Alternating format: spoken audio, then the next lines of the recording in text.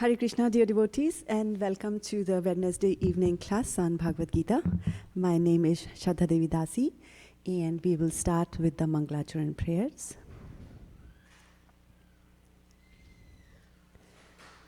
Om Ajnanatimirandhasya Jnananjana Shalakaya Chakshurunmilitam Yena Tasmai Shri Guruve Namaha.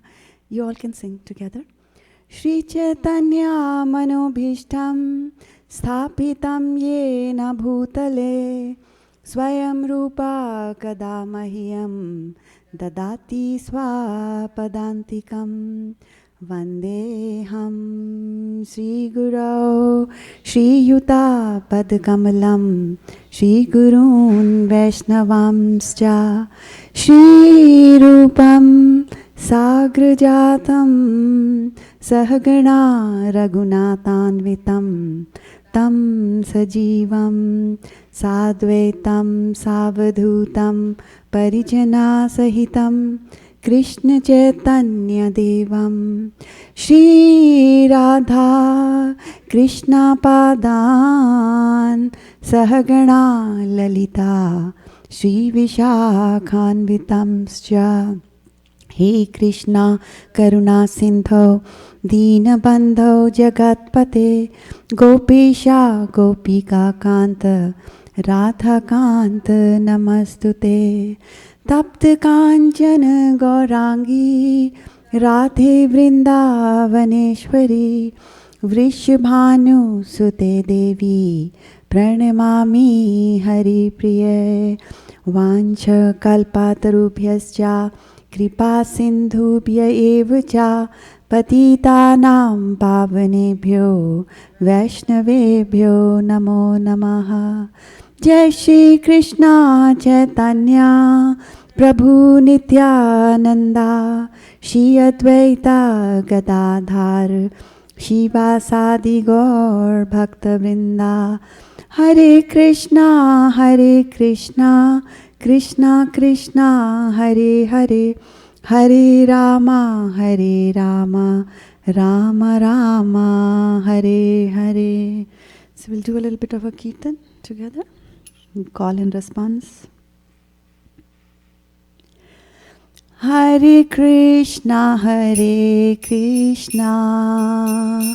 Krishna Krishna Hare Hare Hare Rama Rama Rama Hare Hare.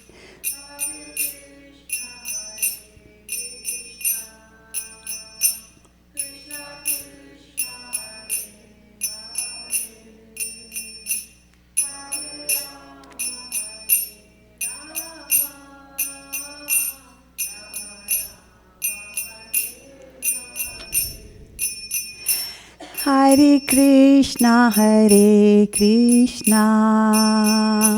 Krishna Krishna Hare Hare Hare Rama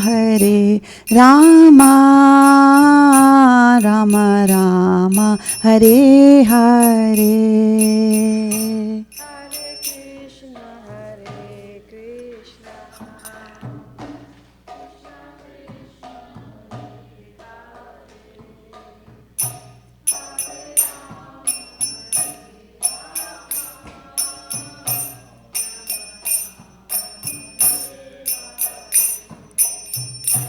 Hare Krishna Krishna Krishna Hare Hare Hare Rama Rama Rama Hare Hare.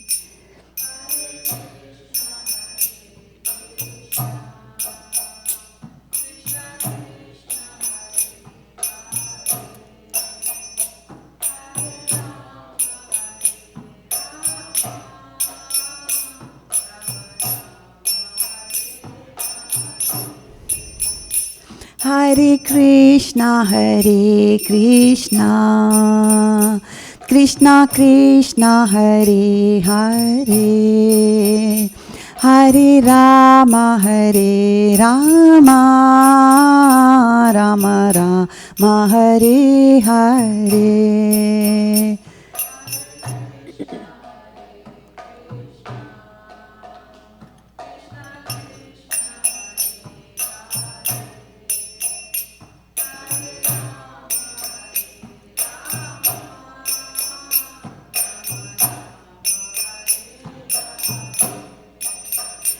Hare Krishna, Krishna Krishna, Hare Hare, Hare Rama, Rama Rama, Hare Hare.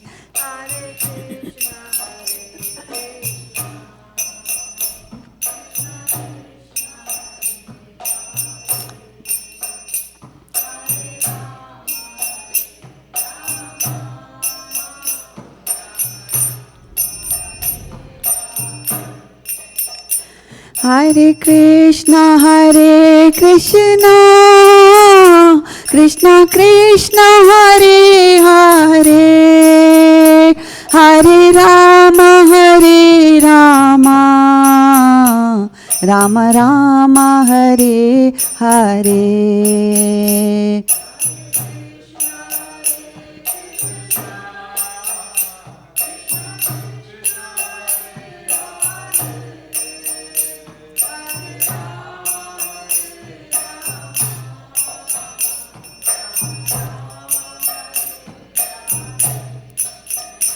Hare Krishna, Krishna Krishna, Hare Hare, Hare Rama, Rama Rama, Hare Hare.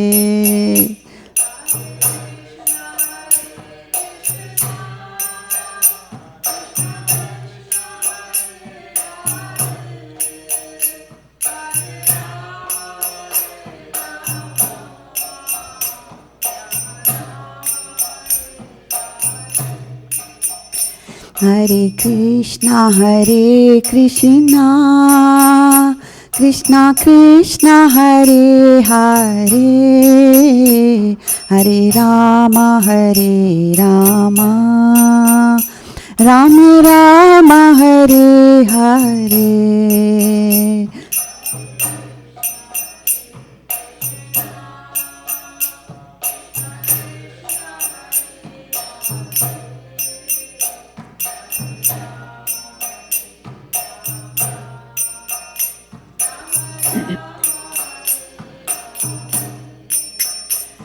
Hare Krishna, Krishna Krishna, Hare Hare, Hare Rama,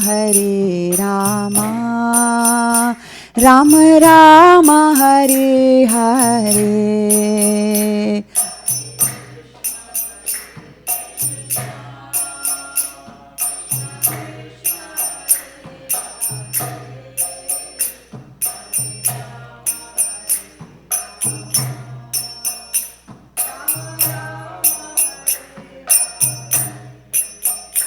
Hare Krishna, Krishna Krishna, Hare Hare, Hare Rama, Rama Rama, Hare Hare.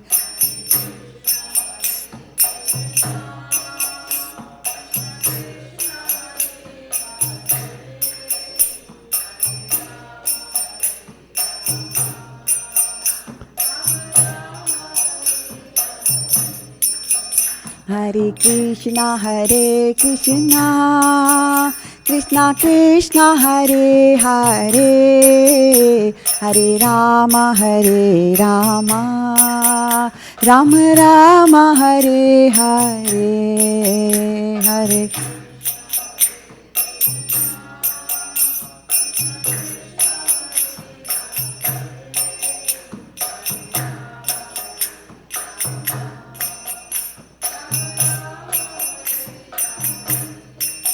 Jaya Radha Madan Mohan Radha Madan Mohan Radhe Jaya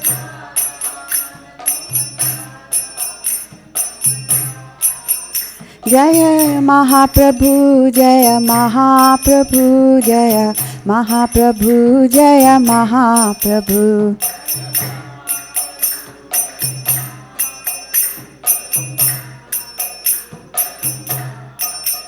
Jaya Lakshmi Narasingha Jaya Lakshmi Narasingha Jaya Lakshmi Narasingha Jaya Lakshmi Narasingha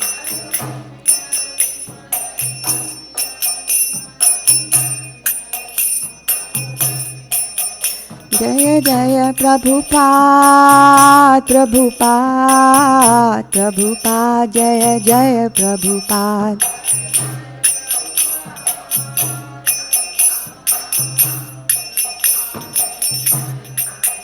Jaya Jaya Gurudev Gurudev Gurudev Jaya Jaya Gurudev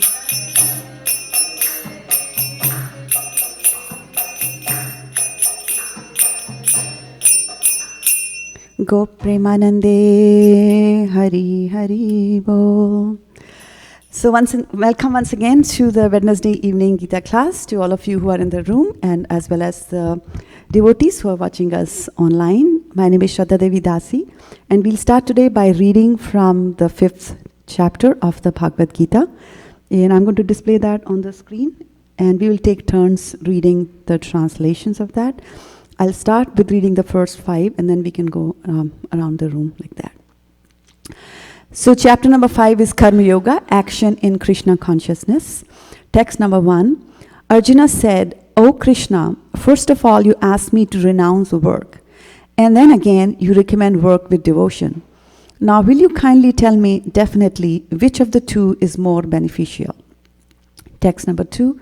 The personality of Godhead replied, the renunciation of work and work in devotion are both good for liberation. But of the two, work in devotional service is better than renunciation of work. 3. One who neither hates nor desires the fruits of his activities is known to be always renounced. Such a person, free from all dualities, easily overcomes material bondage and is completely liberated, O mighty armed Arjuna. 4. Only the ignorant speak of devotional service, Karma Yoga, as being different from the analytical study of the material world, Sankhya. Those who are actually learned say that he who applies himself well to one of these paths achieves the results of both. 5. One who knows that the position reached by means of analytical study can also be attained by devotional service, and who therefore sees analytical study and devotional service to be on the same level, sees things as they are. Would you like to do 5, Papa? Oh, is it no? Oh, okay, I didn't realize that. Okay. Is it better? Yeah. This is 6 onwards, yeah. Thank you. Yeah, Papa. How many texts? Number 5. 5. Just one? No, 5 5 each. of them. Yes. Text 6. Merely renouncing all activities, yet not engaging in the devotional service of the Lord, cannot make one happy. But a thoughtful person engaged in devotional service can achieve the supreme without delay. Text 7. One who works in devotion, who is a pure soul, and who controls his mind and senses is dear to everyone, and everyone is dear to him. Though always working, such a man is never entangled. Text 8 and 9. A person in the divine consciousness, although engaged in seeing, hearing, touching, smelling, eating, moving about, sleeping and breathing, always knows within himself that he actually does nothing at all. Because while speaking, evacuating, receiving, or opening or closing his eyes, he always knows that only the material senses are engaged with their objects and that he is aloof from them. Text 10.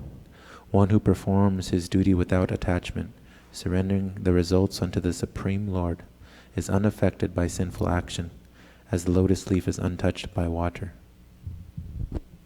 Shukarupa. Text 11. The yogis abandoning attachment act with body, mind, intelligence, and even with the senses, only for the purpose of purification. The steady The steadily devoted soul attains unadulterated peace because he offers the result of all activities to me. Whereas a person who is not in the union with the divine, who is greedy for the fruits of his labor, becomes entangled. Text 13. When the embodied living being controls his nature and mentally renounces all the actions, he resides happily in the city of 9 gates, the material body, neither working nor causing work to be done. Text 14. The embodied spirit, master of the city of this body, does not create activities, nor does he induce people to act, nor does he create the fruits of action. All this is enacted by the modes of material nature. Text 15. Nor does the Supreme Lord assume anyone's sinful or pious activities. Embodied beings, however, are bewildered because of the ignorance which covers their real knowledge. Prabhuji, what's your name? Tirtha. Tirtha? Tirtha. Oh, thank you. Welcome, Tirtha Babu. If you can read the next 5 from text 16 onwards. Text 16. When, however, one is enlightened with the knowledge by which nescience is destroyed, then his knowledge reveals everything, as the sun lights up everything in the daytime. Text 17. When one's intelligence, mind, faith, and refuse are all fixed in the Supreme, then one becomes fully cleansed of misgivings through complete knowledge, and thus proceeds straight on the path of liberation. Text 18. The humble sages, by virtue of true knowledge, see with equal vision a learned and a gentle Brahmana, a cow, an elephant, a dog, and a dog-eater, outcast. Text 19. Those whose minds are established in sameness and equanimity have already conquered the conditions of birth and death. They are flawless like Brahman, and thus they are already situated in Brahman. Text 20. A person who neither rejoices upon achieving something pleasant nor laments upon obtaining something unpleasant, who is self-intelligent, who is unbewildered, and who knows the science of God, is already situated in transcendence. Saubhagya? Text 21. Such a liberated person is not attracted to material sense pleasure, but is always in trance, enjoying the pleasure within. In this way, the self-realized person enjoys unlimited happiness, for the concentrates on the Supreme. Text 22. An intelligent person does not take part in the sources of misery which are due to contact with the material senses. O son of Kunti, such pleasures have a beginning and an end, and so the wise man does not delight in them. Text 23. Before giving up this present body, if one is able to tolerate the urges of the material senses and check the force of desire and anger, he is well situated and is happy in this world. Text 24. One whose happiness is within, who is active and rejoices within, and whose aim is inward, is actually the perfect mystic. He is liberated in the Supreme, and ultimately he attains the Supreme. Text 25. Those who are beyond the dualities that arise from doubts, whose minds are engaged within, who are always busy working for the welfare of all living beings, and who are free from all sins, achieve liberation in the Supreme. Would you like to share your name as well? Yeah, my name is Rachna. My name is Rachna. Rachna? Yeah. Okay, good. Thank you, Rachna. Then sure. next, you can go all the way up to the end of the chapter. Sure. Text 26. Those who are free from the anger and all material desires, who are self-realized, self-disciplined, and constantly enduring for the perfection are assured of liberation and the supreme in the ever near future. Text 27 and 28. Shouting out all the external sense objects, keeping the eyes and the vision concentrate between the two eyebrows, suspending the inward and the outward breaths within the nostrils, and thus controlling the mind, senses, and the intelligence. The transcendentalist aiming at the liberation becomes free from the desire, fear, and anger. One is always in this state is certainly liberated. Text 29. A person is in full conscience of me, knowing me to be the ultimate beneficiary of all the sacrifices and austerities, the Supreme Lord of all the planets and demigods, and the benefactor and well-wisher of all living entities, attains the peace from the pangs of the material miseries. Thank you so much, everyone, for reading. So I'm going to go back to the presentation, and we'll continue from there.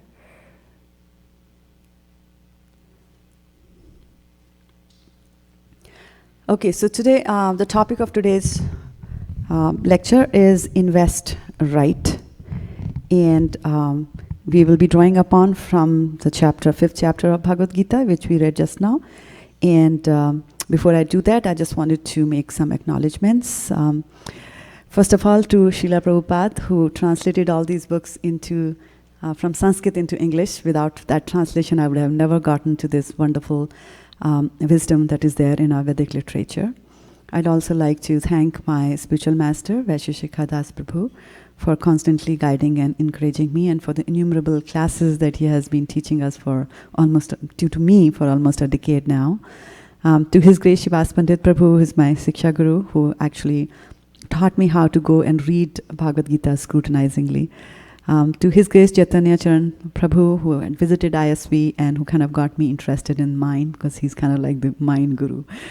And to His Grace Amok Leela Das Prabhu, I really enjoy his lectures. I've picked up some stuff from there as well. And last but not least, to my husband, Rakesh Prabhu, who always has to make adjustments as I, prepare for these classes. So having said that, we are going to talk about investing what and where are we going to make those investments. So let's first go over and see what do people typically invest. So you can grab a microphone, keep it close to you. You can also move up one row. I'm a vegetarian and I don't eat human beings. So you can come up and let's talk about what do people typically invest. So any thoughts about what people invest? And you can Rachna, you can grab a zafu kind of thing if you want to sit comfortably back on that basket at the back. Yeah, there's those. The zafus there. Okay. Yeah. So back again to investment. Yeah, people talk about investment all the time, right? So what do we invest? And you'll have to use the microphone to share your thoughts. Yeah, we invest in materially and sometimes spiritually, I will say. So materially, we invest in our family, career, and all those things, right? Some in finance. But in spiritual life, we try to invest some time in reading books, chanting, those kind of things. Very good. And by the way, Shikarupa is from the financial side, so that's her line. And so would you elaborate a little bit more on, and she's a devotee, as you can see, because she talked a lot about the investments in the spiritual side, but she didn't tell us about investments in the material world. So would anybody like to tell us what do you invest? Yes, Rachna, we are eager to hear. I invest mostly in stocks, house. That's what investment means to me. I mean, I never thought of investing in spiritual world. But, yeah. Well, you have already taken the first step. You have come into the temple. I think that so. itself is a big leap. Yeah. It's a big leap from the stock market to the temple is a big leap. I can tell you that. Yeah, go ahead. Tirth, you wanted to say something? Me too. I invest in stocks too. But I also invest in things that I like to do. suppose, like I enjoy having people over for dinner, so, either I invite myself to somebody's place or I invite people to my place. So things I really enjoy, I try to make time to do that, and coming to ISP is also one of those things. So anything that I enjoy doing apart from stocks, career, training, education, things that I really enjoy, I try to make time for it. Exactly. So when you invest into something, which was devotional service or any material enjoyment, then at that time you also invest something. You could be investing your time, like you said, right? And you could also be investing your money. You can invest your talents and, like that. So we will today talk about, some of the other aspects of investment. Now, since you are from the stock market, you will know that when people invest, especially in not only in the stocks, in general, when people are making investments in the material world, we always tell them to diversify. Like you get $1 million, don't run to the stock market with that. They will tell you that, buy a house or, make a down payment for a house, and with the balance you can buy this, buy that. Even if you're in the stock market, they won't tell you to put all your so-called eggs in one basket. They'll say diversify your portfolio there, right? That you don't put everything into Oracle or everything into Google like that. So you have to diversify your portfolio there. So today we're going to talk about investments from a very different perspective and the investment advice that Lord Krishna gives us. So this is investment 101. So it's investment into the devotional service. And welcome, Prabhu. Thank you for joining the class here. So now you're going to get a new portfolio, Rachna.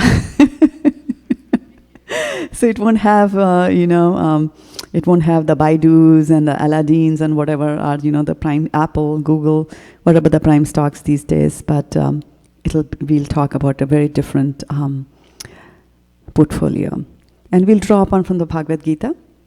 And I will speak, and you can repeat after me, right? Tad buddhayas tad atmanas. Tannishthastad parayanaha gacchantya punar avrittim jnana nirdhuta kalmashaha tad buddhyastad atmanas tannishthastad parayanaha gachanti apunar avrittam jnana nirdhuta kalmashaha. Okay, somebody wants to lead? Grab a microphone and please lead. Tad buddhyastad atmanas. Tad buddhastad atmanas. Tannishthastad parayana. Tannishthastad parayanaha. Gachanti apunar avrittam. Gachanti apunar avrittim. Jnana nirdhuta kalmasha. Jnana nirdhuta kalmashaha. Anybody else feeling like it this Wednesday evening? All right, Aiden Prabhu. Tad buddhayas tad atmanas. Tat buddhayas tad atmanas. Tannishtas tad parayanaha. Tannishthastas parayanaha. Gachatyam punaravritim. Gachanti apunar avrittim. Jnana nirdhuta kalmashaha. Jnana nirdhuta kalmashaha. Tad buddhayas tad atmanas. Tat buddhayas tad atmanas. Tannishtas tat parayanaha. Tannishthas tat parayana. Gachanti apunar avritim. Gachanti apunar avrittim. Jnana nirdhuta kalmasaha. Jnana nirdhuta kalmashaha. Want to go? Anybody else? Okay, so we can go to the synonyms. I'll say and you repeat after me. Tat buddhaya. Those whose intelligence is always in the Supreme. Tat atmanaha. Those whose minds are always in the Supreme. Tat nishthaha, those whose faith is only meant for the Supreme. Tat parayanaha, who have completely taken shelter of him. Gachanti, go. Apunaha, avritim, to liberation. Jnana, by knowledge. Nirdhuta, cleansed. Kalmashaha, misgivings. Okay, so we're just going to look at these synonyms and I'll ask you some questions based on that. So what is the Sanskrit for mind that is used here? We have to use a microphone to get points, Kautuk Karnoa. we can have one mic in the front area and one can circulate in the back. Okay, so let's hear from you. Atmana. Atmanaha. Okay, what is the meaning of cleansed in Sanskrit? If you were to be talking Sanskrit and somebody was to say, what is cleansed? You'll say what? Nirdhuta. Nirdhuta. Very nice. What is the meaning of faith in Sanskrit?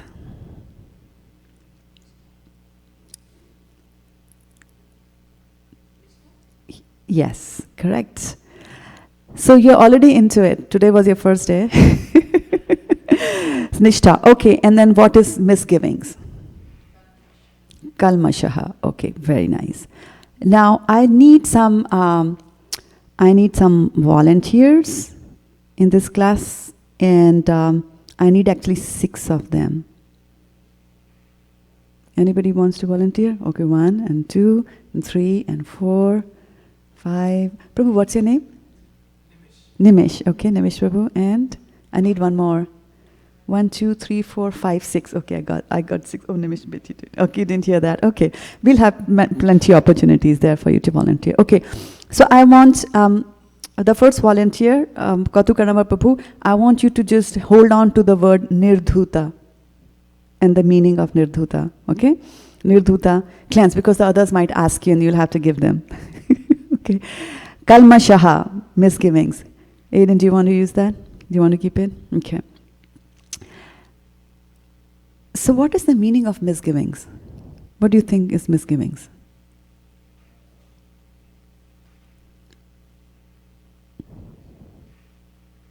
You can share your thoughts on the microphone. Misgivings. Anarthas. Anarthas.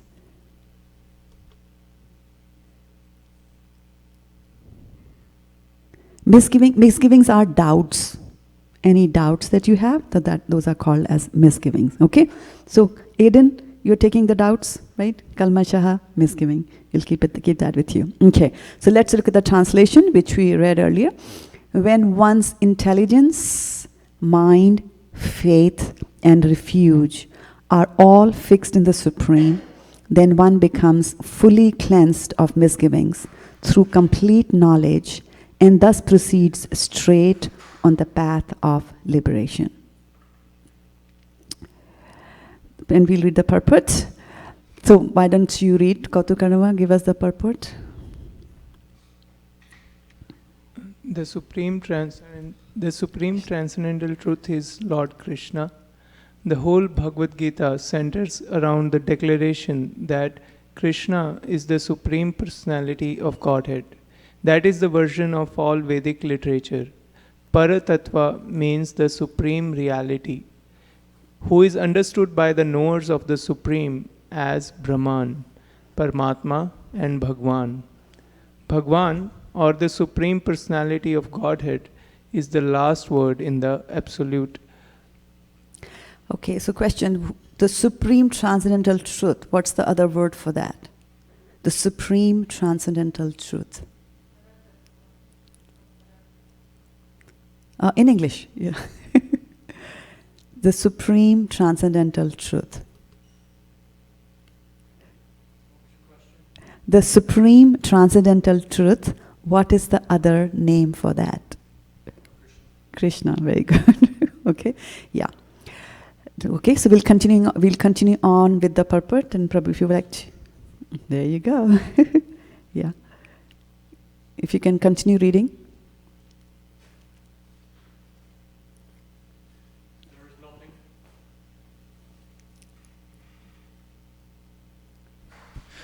There is nothing more than that. The Lord says, Mataha parataram nanyat kinchid ashti jananjanaya. Impersonal Brahman is also supported by Krishna. Brahmano hi pratishtatam. Therefore, in all ways, Krishna is the supreme reality, one whose mind, intelligence, faith, and refuge are always in Krishna, or, in other words, one who is fully in Krishna consciousness, is undoubtedly washed clean of all misgiving, and is in perfect knowledge in everything concerning transcendence. So what was misgivings in Sanskrit? Who's keep? Kalmashaha. Okay, very good. And what is cleansing? Nirdhuta. Nirdhuta. Okay, good. So far, so good. Okay. Prabhu, you like to read? Tarun Prabhu. Yeah, we're continuing on with the purports for that. A Krishna conscious person can thoroughly understand that there is duality, simultaneous identity and individuality in Krishna, and equipped with such transcendental knowledge, one can make steady progress on the path of liberation. Okay, thank you. So one more time, before we went into this verse, we were talking about how people typically invest, and usually people invest in the material world, and we heard that people invest in property, they invest in gold, they invest in oil, they invest in stock, and so on and so forth, right? And we said that we're going to now look at what Krishna is telling us, how we're going to invest. And one thing which I did was that I invested in some volunteers. So we got 6 volunteers here. 2 of them are already active, Kautukarna Prabhu and Eden, and we will come to others as we go along on this path. So in the translation, we read that when one's intelligence, mind, faith, and refuge are all fixed in the Supreme. So there are 4 things that are fixed in the Supreme, and the other 4 volunteers are going to take each one of these. So we had Sukarupa, you were there as one of the volunteers. So you take intelligence. And then who else was there? You were there. So Bhagya Mataji, will you take mind? Okay. And then did you take Tirsa, did you volunteer? I did, but I can't. Okay, but let's see, somebody else had volunteered. You had volunteered, right? And what's your name again, Prabhu? Nimish, sorry. So Nimish, you're going to take faith? Okay, and refuge. Refuge. You wanted to take? You had volunteered? You want him? Okay, Prabhu, you take it. Okay, so refuge. So intelligence and mind, faith, and refuge are all fixed in the Supreme. Then one becomes fully cleansed of misgivings through complete knowledge, and thus proceeds straight on the path of liberations. That's what the translation tells us there. So what are we going to invest? We're going to invest in, you have to tell me, the intelligence and mind and faith and the refuge. Okay, so these are the 4 things that we are going to invest in, and in the Supreme. But what we're going to do is, I just wanted to show you a quick way of remembering what you're going to invest in. So I'm just going to, show them in a different order. So faith, intelligence, refuge, and mind. So that becomes FIRM. So you invest your entire firm, right? So if I'm Larry Ellison, I invest complete Oracle into it, like into God, right? So firm is what a nice way of remembering that. And so now we'll go and dig a little bit deeper into the purport by Srila Prabhupada. So he says that the supreme transcendental truth is Lord Krishna, and the whole Bhagavad-Gita centers around the declaration that Krishna is the supreme personality of Godhead. That is the version of all Vedic literatures.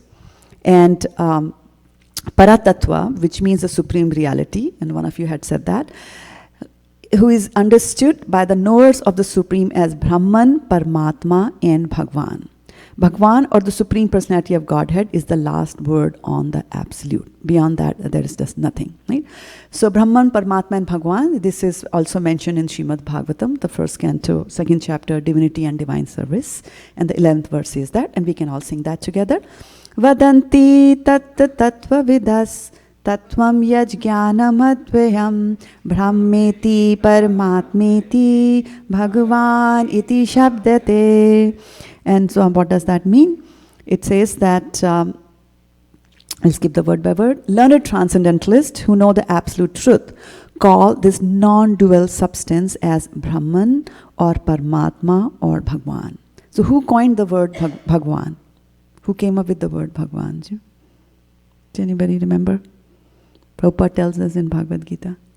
Yes, Kautuk Karnava, I can see the smile on your face. Go ahead, do you have a microphone? There's one behind Aiden. Yeah. Venudari Gopal already said that Parashar Muni. Parashar Muni, okay, can you tell us a little bit more about Parashar Muni? Who was Parashar Muni? What relation does he have to somebody in our parampara? Vyasdev's father? Yes, he's the father of Vyasdev. Correct, for 20 points. Okay, so so he coined the substance Brahman. So Brahman is nothing but the effulgence that comes out of Krishna is known as Brahman. And then Paramatma is Krishna in our hearts, or the super soul is Paramatma. And then Bhagwan, of course, is Krishna, the Supreme Personality of Godhead. He's a person with two hands, with flute, standing there on the altar in front of us there. Okay, so one of the interesting thing is that in this verse that we're reading, they're saying that, I'll just go back a little bit here, that in the whole Bhagavad Gita centers along the declaration that Krishna is the Supreme Personality of Godhead. And he is, and because he's the Supreme, so he will be commanding us to do certain things. Right? Do this, do that. Where does Krishna command us? Really strong, come across very strongly and commands us to do something, which really shows his authority. Chapter 18, you have to take the microphone to get your 20 points, Shukarupa. Chapter 18, he commands us any place else that you remember where he says, do this, do that. I am to me. How about chapter 9? Chapter 10, the four Chaturshloka also he says. Chaturshloki Bhagavad Gita? Yeah, Chaturshloka Gita, yeah. Okay. And then directly when he says do this, it is chapter 9, in the chapter 9, verse number 34. Man mana bhavamat bhakto, madhyaji mam namaskuru. Right? Become my devotee, pay obeisances to me. How much more can a person say, right? By being direct, that, do this to me, do this to me, do this me. And of course the word aham, as you mentioned, Sukarupa, it comes from the Chaturshloki Bhagavad Gita, which is the 10th chapter, and verses 8, 9, 10, and 11 form the Chaturshloki Bhagavad Gita. And the very first verse is, aham sarvasya prabhavo matta sarvam pavartate. It says that from me everything is emanated, right? The aham is there. So there's a very interesting thing that Balimardhan Prabhu once said in one of his classes. He said that once he went out on book distribution and he was giving away the Bhagavad Gita. He was showing a Bhagavad Gita to somebody. And that person apparently had read the Gita, and he said that, what I really don't like is that how Krishna constantly says aham, aham, aham. He's not showing any humility at all. He should be more humble, right? So when you don't believe that Krishna is the Supreme Personality of Godhead, that's when you will be, putting forth arguments like that. I mean, he is the Supreme Personality of Godhead. He will say things like that to guide us, right? To do that. So I just thought that, I'll bring that up because Prabhupada in the purport is emphasizing that when you are going to invest your, the four things that we have, your mind, your intelligence, and so on and so forth, into Krishna, there has to be a reason why I should make my investments, right? I mean, you are active in the stock market, so Rachna, you can tell us that, right? Why would you go and invest in Apple, and why would you not invest in Oracle, or, like that? So there's a reason why we do that. And so similarly, when you are investing four of your most important things, then there has to be a reason there. And Prabhupada is saying that he is the Supreme, so that's the best possible investment that you can have. So it's okay if he says, aham. And then Prabhupada continues, although it has not been said yet in the 5th chapter of Bhagavad Gita, he will say that much later on. He says that there is nothing more than that he's the absolute truth. And the Lord says, matta parastaram nanyat kinchit asti dhananjaya, right? And then he says impersonal Brahman is also supported by Krishna. Brahmano hi pratishtaham, right? So if we'll first just look at Mattam Parantara Nanya, that comes in much later, chapter 7. Matta Parataram Nanyat, sing with me. Parataram Nanyat Kinchit Asti Dhananjaya Mai Sarvam Midam Protam Sutre Mani Gana Iva. And what does it mean? Somebody's going to tell us on the microphone. O conqueror of wealth, there is no truth superior to me. Everything rests upon me, and as pearls are strung on a thread. Okay. Right? So everything that is there in this world is resting on him. And of course in the 10th chapter he'll say, Aham sarvasya prabhavo, everything also comes from me. So I am the creator, I am the sustainer, like that, right? So he's establishing his supremacy there. And then looking at the next sentence, impersonal Brahman is also supported by Krishna. Brahmano hi pratishtaham. So impersonal Brahman, again, Badanti tat tatvidas, right? The verse that we said. So Brahmeti Paramatmeti Bhagwan iti shabdite. So now we're focusing on the Brahman part of it, the effulgence that is there. So he says that the effulgence that you see, right, that is also situated on him because and supported by him because the effulgence also comes out of Krishna. Okay. So therefore Prabhupada says that in all ways Krishna is the supreme reality. Ones whose mind, intelligence, faiths and refuse are always in Krishna, or in other words, one who is fully in Krishna consciousness is undoubtedly washed clean of all misgivings and is in perfect knowledge in everything concerning transcendence there. Okay. So what does Brahmano hi pratishtaham mean? So we'll do that too, because we are trying to make sure that we are investing in the right place. Brahmano hi pratishtaham amritasya vyayasya cha shashvatasya cha dharmasya shukasya kantikasya cha. And the translation, need a volunteer to do that for me? Okay, I can see a hand there going towards the microphone. Shuka, go ahead. And I'm the basis of all the impersonal Brahman, which is immortal, imperishable and eternal, and is the constitutional position of the ultimate happiness. Right? So we get happiness once we start feeling happiness once you reach there. But one of the things we have to remember is that people who are impersonalists, that is, who do not believe in the personality of God, who think that God doesn't have any features, so they are meditating on God, and their refuge or their goal is a Lord which doesn't have any features. So where will they reach? Having set their goals, where will they reach? They just reach the effulgence that's coming from Krishna because it doesn't have any form, right? But from that stage also, from that point also, you can still proceed further in your devotional service and recognize and realize the supreme personality of Godhead, like God as a person with features there, right? There's a very nice verse from Srimad Bhagavatam, from the 3rd canto. I'll speak and you can repeat after me. Tasyara vinda nanayasa padarvinda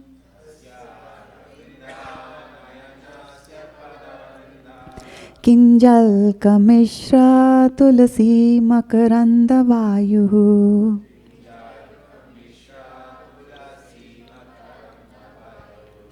Antargata swavivarena chakaratisham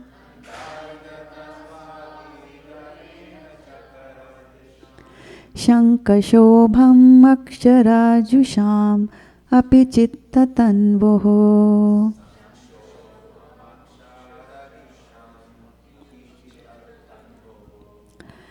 So this is actually coming from, and I'll give you a little bit of a background information of where this verse is coming from. This is about the 4 Kumaras. So 4 Kumaras are the firstborn of, who is their father? 4 Kumaras' father? The cute little boys that you see, the brahmacharis. Brahma, exactly right. Okay, so Brahma, so they are the 4 sons of Brahma, and but they are impersonalists. Okay, they don't believe in the personal form of the Lord. And once they are, they were going from one place to another place because they have the powers to do so, and they come up to the gates of the Vaikuntha, and there they are stopped by the 2 gatekeepers, Jay and Vijay. And then, there is some incidents that happened, but they have nothing to do with this class, so I'm not going to go deeper into that.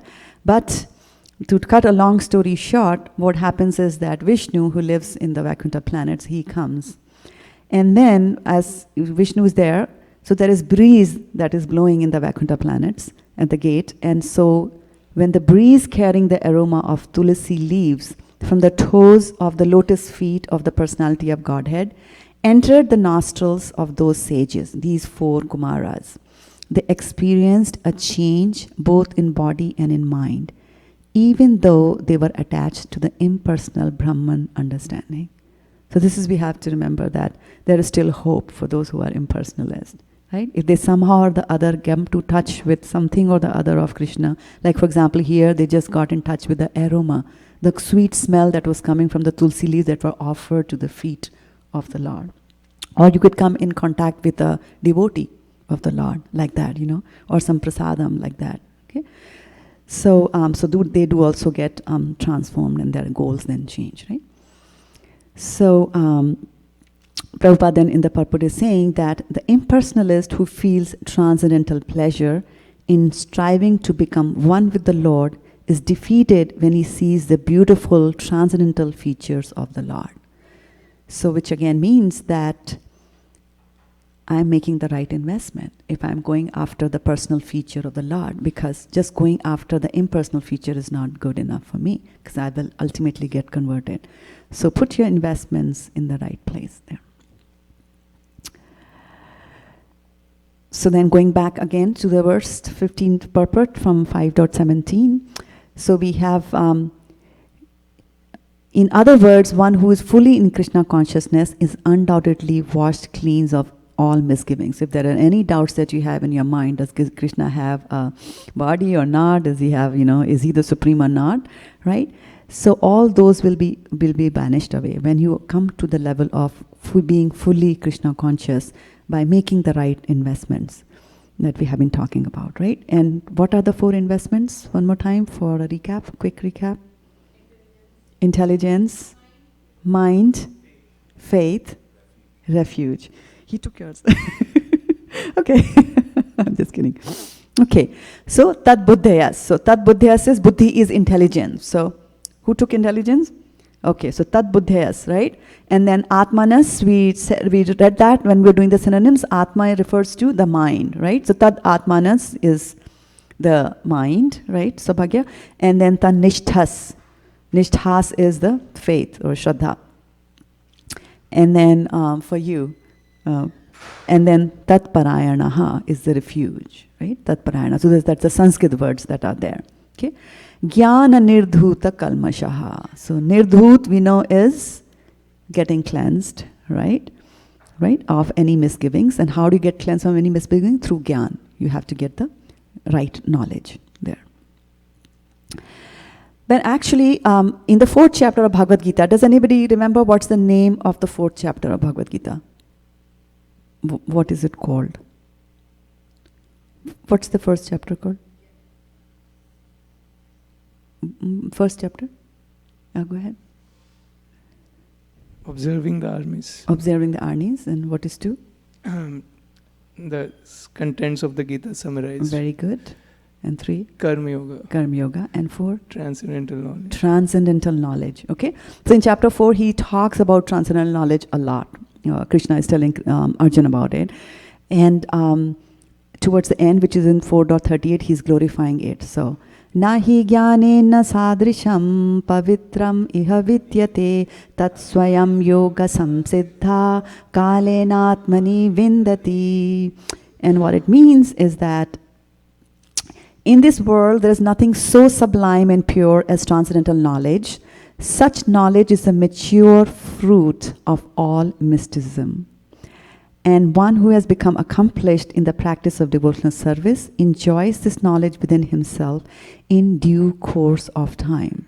So it's very important to note here that he's saying that such knowledge, which is transcendental knowledge, knowledge of the Supreme, knowledge of the soul, knowledge of the Supreme Lord, this is transcendental knowledge, it's not material knowledge. And he says that this is the mature fruit of all mysticism. You could be doing some mystic practices, you could be sitting down and meditating because you want to get some mystic powers. Can you give me examples of some mystic powers that you can have? That yogis strive for, some yogis at least. Some mystic powers. Do you know of some yogi who has mystic powers? Anything that you heard of? Any famous yogi? They produce gold. Yeah, Prabhu, you have to use your microphone. So answer is coming from the broadcasting booth, which is being manned today by Venudhari Gopal Prabhu, who is bringing this Krishna Katha to the millions all over the world who are watching this. I'm just kidding. Okay, so let's give a round of applause to him for doing that for us. Yes, very good. You have to say that in the microphone because people are watching us online. So, Anima, Lagima, those kind of samsiddhi. Yes. So, Anima, Lagima, you want to become smaller than the smallest, you want to become heavier than the heaviest, you want to become lighter than the lightest, you want to be able to achieve whatever you want to be able to control other people's mind, and so on and so forth. So there are, people sometimes will try to get that and do meditation, but that is not a mature fruit.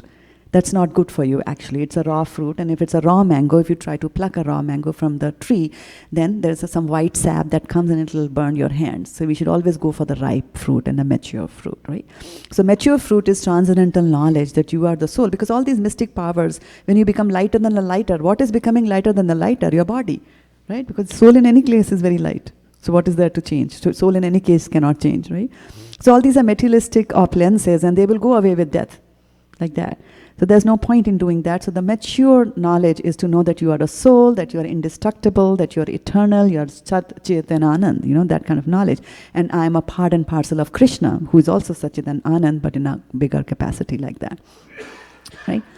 So this kind of knowledge, this kind of transcendental knowledge is saying is that you will get that by doing devotional service to the Lord. Okay? And when will you get it?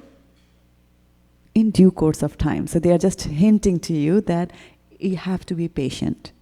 You cannot be just, chanting your rounds, and halfway to the rounds you're saying like, why am I not seeing Krishna?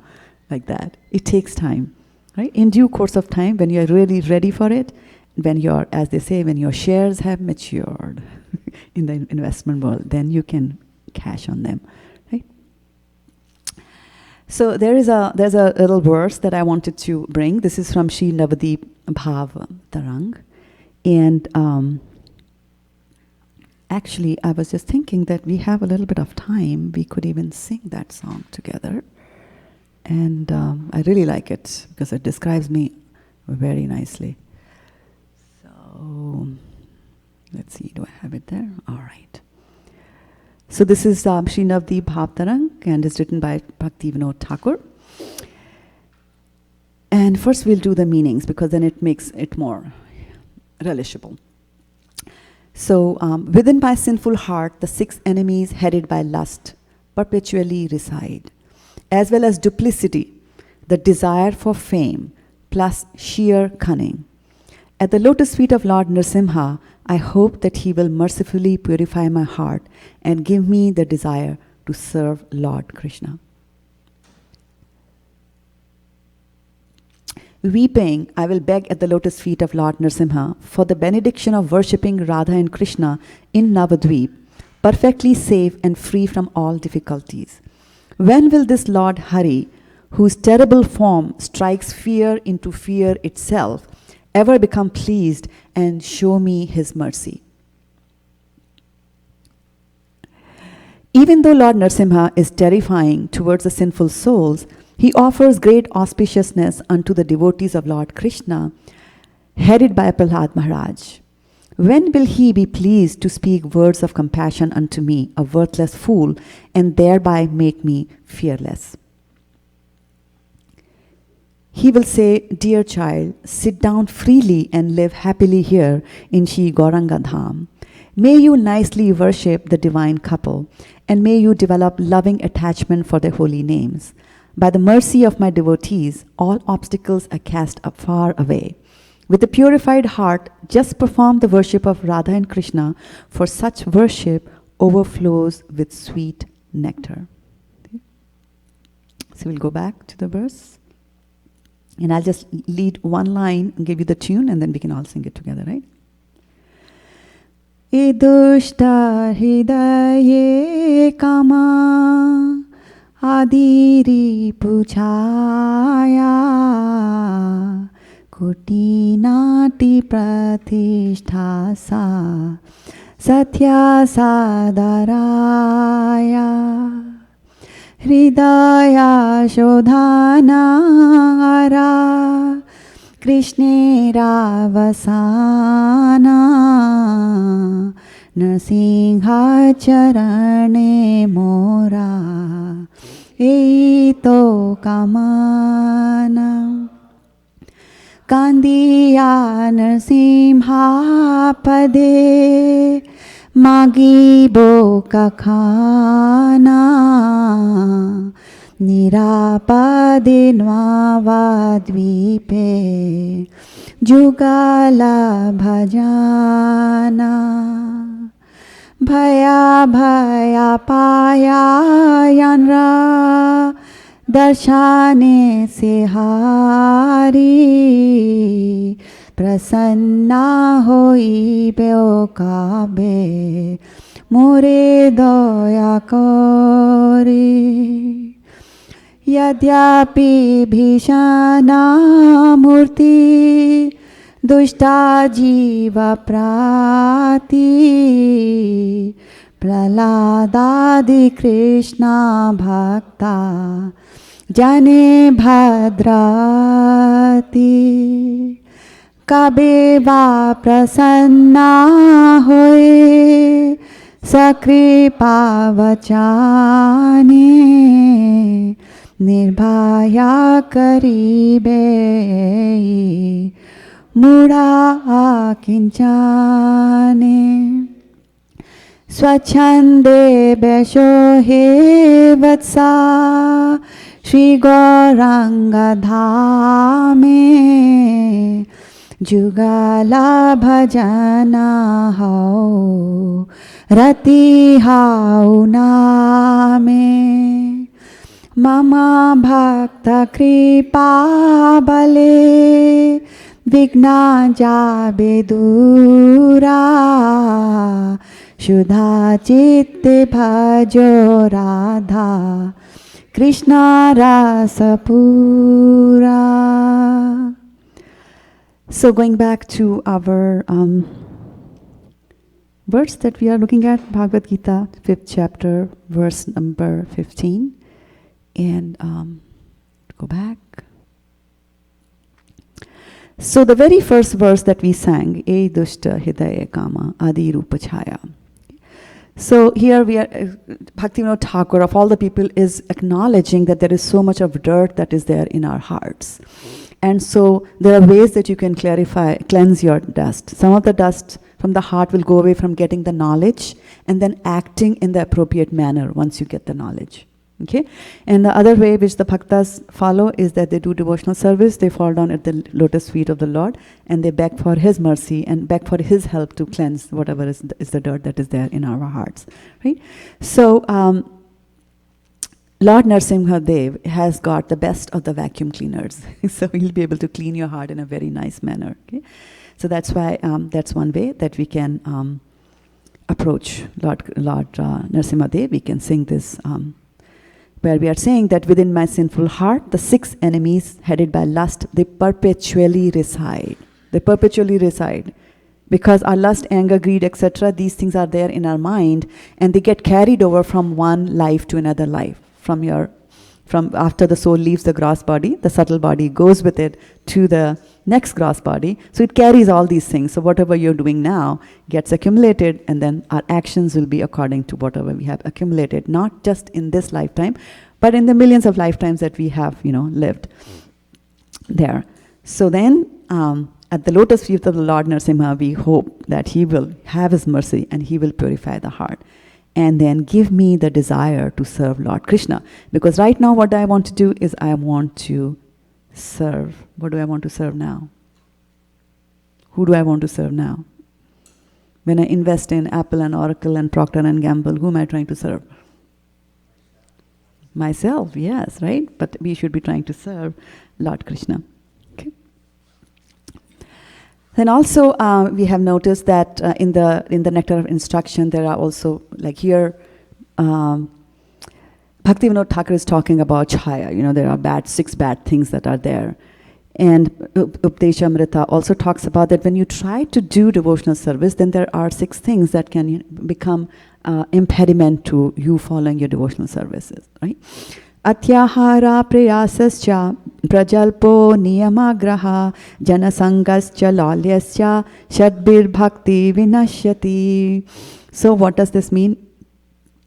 That one's devotional service is spoiled when he becomes too entangled in one of the 6 activities, eating more than necessary or collecting more funds than required, over-endeavoring for mundane things that are very difficult to obtain, talking unnecessarily about mundane subject matters.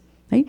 So eating more than what is required. And also Krishna says in the chapter 6 of Bhagavad-GITA that if somebody eats too little or eats too much, then you cannot be a yogi. You cannot perform devotional service, because when you eat too much, then there is a tendency to sleep.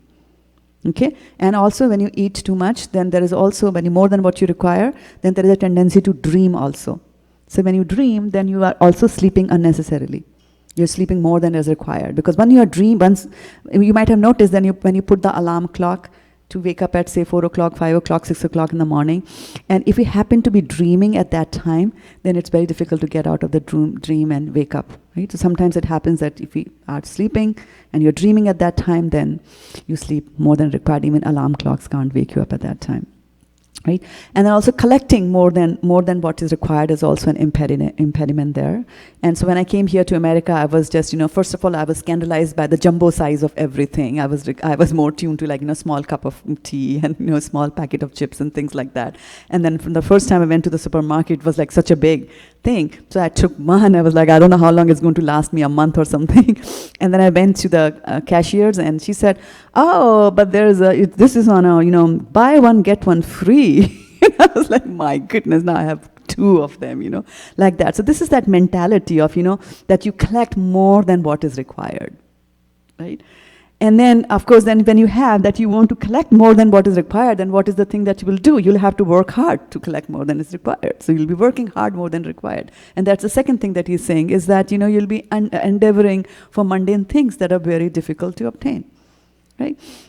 Then, when you try to obtain these difficult things, right? So how will you obtain the difficult things? Because for everything you need money. Most of the things you need money. How do you get the money? You have to work hard. Maybe you have to get a promotion, and so, or you have to go get more customers, or you have to make your existing customers happy. So it's all about you have to mingle, you have to keep the other party happy, and so sometimes you have to do as they do, and you invariably end up in number 3, which is you talk unnecessarily about mundane subject matters, because just because your customer is interested in what's happening with the war, so you have to be knowledgeable about that, so that next time you go and meet him, you'll be telling him something about that, just to show how much you are with him. So these things kind of one leads to the other. And then practicing the scriptural rules and regulations only for the sake of following them, and not following them, or rejecting the rules and regulations of the scripture and working independently or whimsically. So either you follow it too hard, or you don't follow them at all. Okay. For example, somebody might say that wash your hands before you touch your bead bag. Be like, it's not needed, like that. So slowly, by disobeying those rules, then you start sinking more into the material world. On the other hand, you can also be following certain rules whimsically. And here, Vaisheshika Prabhu tells us of a very, very funny story. And that is about a priest. And he was teaching his students how to conduct a wedding ceremony. And so he had, he laid a yagya kund, and he had the flowers and the samagri and everything, you need. And but there was a little kitten that was there also in the room, and the kitten would just keep, kittens are very playful, so the kitten would come and the kitten would, just disturb and, drop the flowers, and there was water. So the priest didn't like the disturbance, so he told his students that, just get a basket. So they brought a basket, and they put the kitten in the basket, they put a cover on it, and he said, okay, just put it on the east side of the room. So they put the cat in the east side of the room. And then he taught them how to do the whole procedure. They learned it, and so on and so forth. Now, one day the priest went out on a journey to another city, and he was held over there, so he couldn't come back. But he had committed to perform a wedding ceremony in the temple. So he asked his students, he said, okay, I can't come, so why don't you perform the wedding ceremony? So the students were delighted, because they had just learned how to do that. And so they said, all right, let's get this, let's get that, let's put the Havan Kund, let's have the mandap, let's have the flowers, everything like that. And then, so as they were just getting ready to do that, then one of them said, wait a minute, what about the basket? We have to get the cat and we have to get the basket. You know? So this is like, you just whimsically, without even giving it a thought, you're just following those rules. And it happens sometimes with us. I mean, I was lucky that my parents were not very ritualistic, but I know from other friends who talk about this, they say that, used to ask my grandma, why do you do that? And she said, I don't know, but my mom used to do it like that. So this is just, just follow it without giving it any thought. And that kind of an explanation actually doesn't work with the youth of today. They're always asking, why do you do that? Why do you do that? And that's why we are eternally indebted to Prabhupada, because he has given the explanation for everything in a language that we understand. So once you read Prabhupada's books, so let's just give a round of applause to Prabhupada as well. Jai Prabhupada, Jai Prabhupada, Prabhupada, Jai Prabhupada, Jai Srila Prabhupada, Jai Prabhupada, Jai.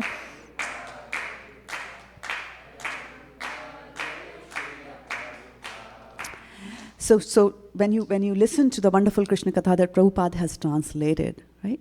So what happens that it's a property of Krishna Katha, because it's transcendental in nature, that it enters into your heart through your ears. So he says that, don't worry too much about where is that connection between my ear and the heart? I have studied biology. I didn't see any tube over there. Well, but there is a subtle body as well. There are subtle tubes also in your body that you cannot see. So when it comes to scriptures, you also need to have some faith. And Prabhupada says in the beginning of Bhagavad-GITA that you have, for the time being, you suspend your disbeliefs and suspend your doubts that you have, any misgivings. Mr. Misgivings. What's the Sanskrit for that? You are there? Okay. Aiden. Kalmashaha. Kalmashaha, right? So any kalmashas that you have got, they will go away. When this enters, so just keep all your kalmashas aside and read the Bhagavad-GITA as if it is true. Assume that yes, Krishna is the Supreme Personality of God, and then read about him. And by the end of the Bhagavad-GITA, you will be convinced that he is indeed God, like that. So he says that you do that. And so in the Bhagavatam also, in the Divinity and Divine Service chapter, they kind of tell you the whole process, that how you read the scriptures, and you recite the scriptures, and then you do some service to the exalted devotees, and then you develop a desire to listen to Krishna Katha, because that's also very important, because right now we don't have a desire to listen to Krishna Katha. I mean, you do have, that's why you came to the temple. But most of us don't have. They go and watch CNN channel, they watch Fox channel. And what are they telling you? All kinds of bad news. Somebody died, somebody ran away, somebody stole, somebody dropped a bomb, and that kind of news. So that's all useless things, right? So if we listen to Krishna Katha, then, Shrinvatam Swakatha Krishna Punya Shravana Kirtana Hidya Anthasto Hiya Bhadrani Vidhunoti Shruhit Satam. So when you hear Krishna Katha, then what it does is the Krishna Katha enters, the vibrations of Krishna Katha will enter into your heart. And there they will vidhunoti, like a dhunna, like a, that device that you use to clean cotton, it'll vibrate your heart. And just as sometimes you used vibration, for example, to clean this carpet and to remove all the dust from this carpet, you can hang the carpet and beat it with a stick. And so the carpet starts vibrating, and the static dust particles, they will fall down, right? So similarly, these Krishna Katha, these vibrations, they go and vibrate your heart, and all the dust which is there in your heart, which is in the form of, give me some examples of dust that others have, you don't. Any dust? Anarthas. Anarthas. Give me some examples of anarthas. Lagi mein. Yeah. Anger. Anger is one. Lamentation. Lust. Greed is coming from the broadcast station there. Yes, lust, anger, greed, envy, pride. So all these things are dirt which is there. Okay. So they will get cleansed. And then further on in the second canto of Bhagavatam, this is another very beautiful verse, and it says, Pravishta karna randhrena swanam bhav saroruham dhunoti shamalam krishnaha salilasya yatasharat. And what does it mean? It says that the sound incarnation of Lord Krishna. So which means that Krishna incarnates in the form of sound as well. So when you're listening to Krishna Katha, it is Krishna there. When you're chanting the names of Krishna, Hare Krishna, Krishna Krishna, Hare Hare, Hare Rama, Rama Rama, Hare Hare. It is the sound incarnation of Krishna. It's Krishna who's dancing on your tongue. So the sound incarnation of Krishna, the Supreme Soul, which is, when you're listening to the sound incarnation in the form of Srimad Bhagavatam, it enters into the heart of a self-realized devotee. And what does it do? It sits on the lotus flower of his loving relationship. So there is so much of hope that my relationship with Krishna is actually a loving relationship. It's not a relationship of fear, right? Which is such a good thing to know, because most of us fear the Lord. But I have this beautiful lotus flower of my loving relationship with Krishna, and thus cleanses the dust of material associations such as lust, anger, and hankering. Thus it acts like autumnal rains upon pools of muddy water. So it said that, when it rains during the autumn season, the water in the ponds, which are muddy, they get cleansed by the autumn rains. So that is how, in this way, the dust from our heart will get cleansed. So what to invest, right? Faith, intelligence, refuge, and mind. The firm, right? That's the acronym that we created that.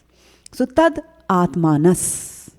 The first thing we are going to cover is Tad Atmanas, because mind is a difficult one to invest, because mind wants to go here and there. Arjuna will tell, or Krishna is saying here, you invest your mind in me and things like that. But in the 6th chapter, where Krishna is telling Arjuna about meditating, which is about controlling your mind, what does Arjuna say? Chanchalam hi mana Krishna. It's very chanchal. Pramati balvadranam. It's very strong. It's obstinate. And trying to control it as if is like trying to control the wind. So let's try to understand what this mind is, right? So Tat Atmanas, this slide I owe to our very dear Sundarananda Prabhu, who gave a lecture on a Wednesday on mind, and he came up with this acronym up for mind. And he said that what does the mind do? It magnifies problems, it imagines pleasure, it neglects opportunities, and it denies the reality. These are the 4 things that a mind will do to you. Okay? So how does a mind magnify a problem? The problem could be very small. And but you will just think about it all the time. You'll be thinking about it, right? For example, I remember once that this is almost 20 years ago. I was driving here with my daughter, and we were returning from some place, and we came back home, and I pulled into my carport, the parking slot there. So it was an apartment, so the cars would be parked facing each other like that. So I very nicely, I brought the car into the carport, and I said, okay, now, I was not even braking, I was just and I was not even, accelerating it, was just moving on its own on auto. And the car was slowly gliding in. I was talking to my daughter, and I said, okay, now let me brake. So I pressed the brake, and the car started moving forward. I was like, oh, what happened? Why is the brakes not, being applied? So I pressed the brakes even harder, and the car went even further. And it rammed into the car which was, parked opposite to my car. And then, of course, next to me, my daughter, she was a teenager. She started squealing as only teenagers can squeal, right? And so I was even more worried, like, what's going to happen? So I just kept on pressing the brake, and the car went and jammed into the car and then it stopped. Obviously, it had to stop. And then, of course, I realized that I was not pressing on the brakes. I was pressing on gas, like that. And then we came out, and we saw that because of all this, I had actually pushed a stationary car about 3 feet away by just, pressing on the brake. And then it was like, oh my Krishna, what's going to happen now, right? Number 1, my insurance is going to go up. Number 2, did my husband who's upstairs, did he listen to that? Oh my goodness, what about all the other neighbors who have been hearing all this screeching, and what are they going to do? And what about the person who comes back and sees that this car has been, her car or his car has been, completely smashed? So, of course, I called the police, and I said that, this has happened. So he said, that's fine. He looked up the license plate of the other car and said that, fine, that person lives in your apartment, and here's the number. Why don't you call them and tell them that, And then, so this happened in the morning half, and then I was agonizing the whole evening, the whole night, and that person did not return home till 10 o'clock in the night. And I was just thinking, like, what's going to happen? So the insurance will go up, and then how will I afford a bigger insurance? And because I was still young then, so if you're young and you bash your car, then insurance goes up even higher, right? And then if you do silly things like bash into a stationary car, then it's even worse, right? Like that. And so, how much will it be? How much will the person start? Should I settle it outside of the insurance? Should I not settle it? Like that. Everything kept on going on and on in my mind. And then in the night, that lady called. It was a lady whose car I had bashed, and she called in the night, and she said, "Yeah, doesn't matter. Insurance will cover it. My insurance will cover it." So my mind was constantly, magnifying that problem. It will magnify, make it big, make it big, make it big. And Vaisheshika Prabhu once gave a lecture at Salesforce, Gita, and also at Google, and I was at Google, where he said that if you are in this material world, then problems will always come. So there's no such thing as, they got married and they lived happily ever after. It's nothing like that. So problems are always going to come. Dukhalayam ashashvatam. Krishna says that in Bhagavad-Gita. So dukhalayam ashashvatam is going to happen. But our mind can determine the size of the problem. The mind determines the size of the problem.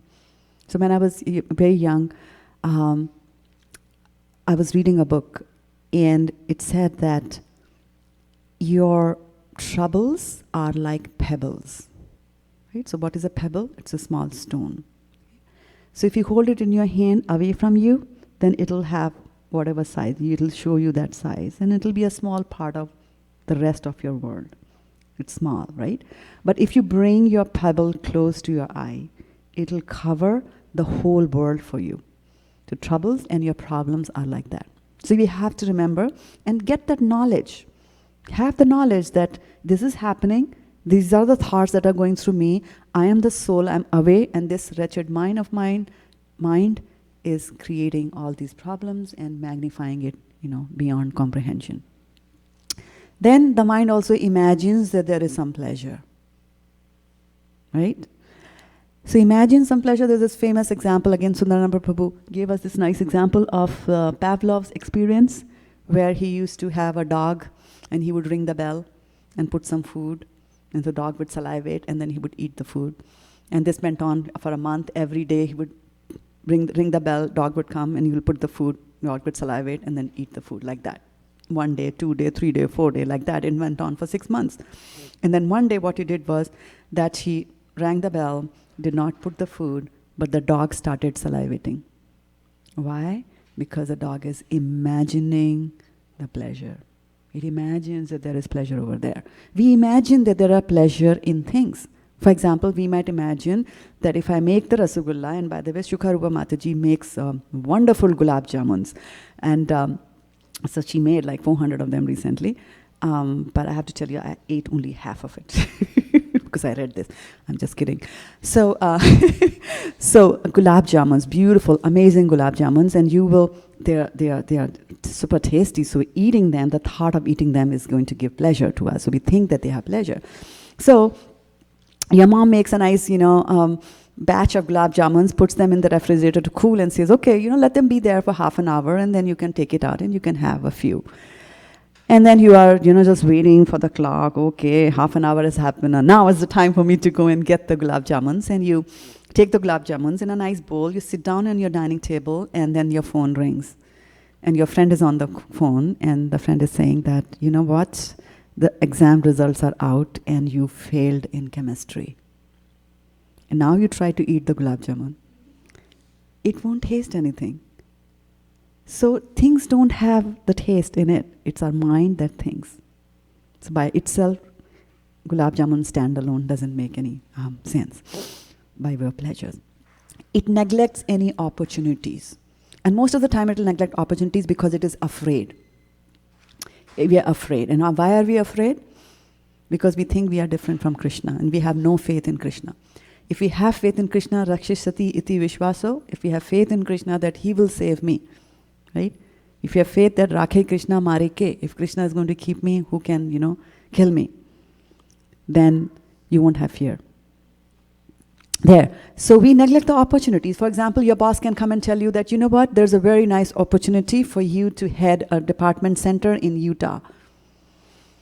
Would you like to go there? And then your mind will start telling you that, what if I don't succeed? And what if, this doesn't happen? And what if the people don't like me and this and that? And so all kinds of thoughts the mind will keep on telling you. And because it magnifies the problems. And it also imagines the pleasure that you're having here, now, in your current job, that you will give up those opportunities. And then the mind also, helps you in neglecting the opportunities every morning when we sit down to do the japa. Right? It goes here and there, everywhere. And you miss that wonderful opportunity of chanting in the early mornings of the day. You neglect the opportunities. And it denies the reality. Mind just loves to deny the reality. That's why we love to watch movies. Right? We go to movie theaters just to do that. And what is there in the movie theater? You enter a movie theater, there's a screen, and when you enter, there's light, so you can see. Right? You can see people around you. You can see there is a screen. If you look back, you might even see the projector from where they are projecting the movie onto the screen. But then what do? They switch off the lights so that you can't see. And then your mind gets focused on whatever is coming on the screen. And then after some time, you start relating with that. So if the hero is being chased by a tiger, your adrenaline goes up. If the heroine is crying, you're looking for a handkerchief for her. Right? So we get so caught up in that. We like it. We like to be in that dream world. But the reality, we just like to cover it under the carpets. We go to a party and want to talk about death to them. They won't. They will change the topic. They want to just not, they don't like the reality. They will just, and especially, another example is when you are making some mistake, when you make a mistake, when you have a fault. Then we always want to deny the reality that we were at mistake. We always try to throw the blame on this and that, and she did this and he did that, and this was not good and that was not this instrument was wrong, and I slept late yesterday, so I couldn't do my japa right and all that stuff. So the reality we have to understand. The reality is that, but the mind will do all those things for us there. So this mind, you have to remember that there is a hierarchy that Krishna mentions in the Bhagavad-Gita, that lowest of all is the dead material matter. This is dead, right, in itself. Now, and higher than the material are the senses. So if I take the sense organ, I take my hand, if I touch it, and I move, I can get some information about it, about the texture, about the temperature, and so on and so forth. So lowest is the dead matter. Above the dead matter are the senses. Above the senses is the mind. And above the mind is the intelligence. And above the intelligence is you, my dear, the soul. Right? So what you're saying is, where were you supposed to invest? Tad Atmanas? Right? Tad Atmanas. Atmanas is your mind. And Tad is that. So they are saying you invest it in that. So what is that? Up until now they are saying that is the absolute truth. And Krishna is explaining, in the purport Krishna is explaining, hey, by the way, before you jump to conclusion and think that the absolute truth is something very vague, and maybe it's an energy or maybe something, light or something like that, he's saying the absolute truth is Krishna, the Supreme Personality of Godhead. So you should invest your mind in that. You invest your mind in Krishna. So you should have thoughts of Krishna. Like that, chant about Krishna. Then the next investment that you're going to make is Tad Buddhayas, that you should invest your intelligence in Krishna. So in Bhagavad Gita 18 and 70, so intelligence is basically, you can use your intelligence to do certain things. You use your intelligence to discriminate. So when you are using your intelligence for Krishna, then you will always be looking at every situation and every thought that your mind presents before you.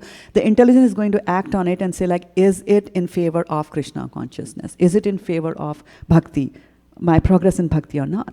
Right? So bhakti by itself is defined as anukulena, right? So you have to do things which are anukulena krishnanu pratikulena varjita. So you have to do things which are favorable to Krishna and not do things which are unfavorable to Krishna.